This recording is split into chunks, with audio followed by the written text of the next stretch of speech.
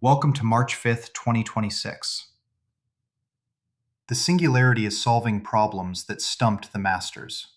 Legendary mathematician Donald Knuth revealed that Claude Opus 4.6 cracked his long-standing Hamiltonian cycle conjecture for all odd sizes, calling it a joy. The model that solved it also dominated Bullshit Bench v2, where Anthropic's models excelled at challenging nonsensical prompts rather than confidently answering them, while competitors flatlined. OpenAI is reportedly countering with scale. GPT 5.4 will bring a million token context window and extreme reasoning.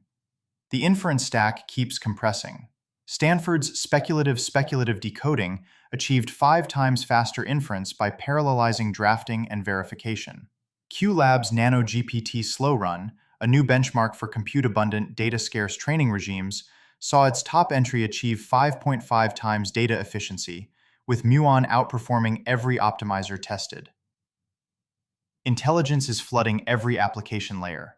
OpenAI brought Codex to Windows with multi-agent coordination and native sandboxing, is prepping its IPO, and expects to double its consumer revenue to $17 billion using ads. Its former research chief Bob McGrew began raising $70 million for ARDA to train AI on factory floor footage to automate manufacturing.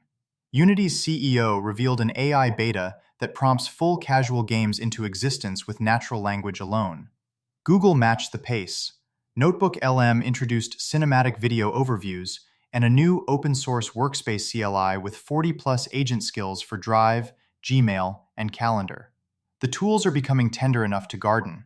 A Claude agent grew trophy tomatoes from seed to fruit over 100 days, checking sensors every 2 hours, pollinating flowers, and surviving a critical system failure. At the same time, a wrongful death lawsuit alleges Gemini sent a man on missions to find it an android body and set a suicide countdown. Meanwhile, nearby glasses launched to alert users when smart glasses are watching. The hardware floor keeps dropping. Apple's MacBook Neo debuted at $599, the cheapest Apple laptop ever, a fanless A18 Pro Chromebook killer with 16 hours of battery life. The compute ceiling is rising to match. xAI committed 1.2 gigawatts of power to its AI data centers, expanding the world's largest megapack installation. Broadcom posted record Q1 revenue of $19.3 billion, with AI revenue doubling to $8.4 billion, projecting AI chip revenue alone exceeding $100 billion by 2027. Science is being rewritten at the source. The Arc Institute's EVO2 model landed in Nature with the first AI-designed bacteriophages, and 16 of its 285 generated designs selectively killing target bacteria. A Nature paper introduced Gemini, a genetically encoded protein assembly that grows inside living cells and records their signaling history as tree ring-like fluorescent patterns.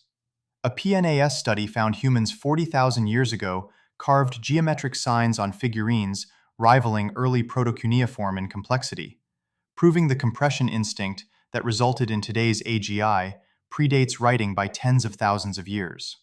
The physical AI economy is taking shape. Barclays estimated the market spanning humanoids, AVs, and industrial automation could hit $1.4 trillion by 2035.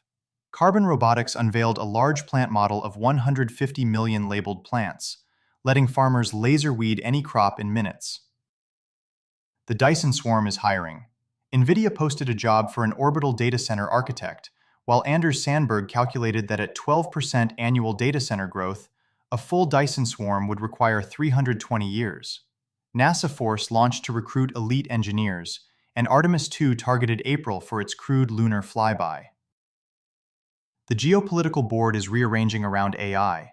Jensen Huang called NVIDIA's investments in OpenAI and Anthropic likely its last, due to OpenAI's imminent IPO.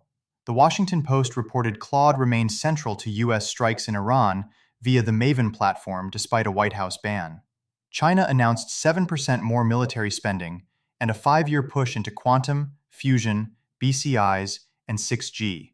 The Pentagon sought 13 critical minerals the day before Iran strikes and began evaluating $35,500 Ukrainian drone interceptors over $13.5 million Patriots.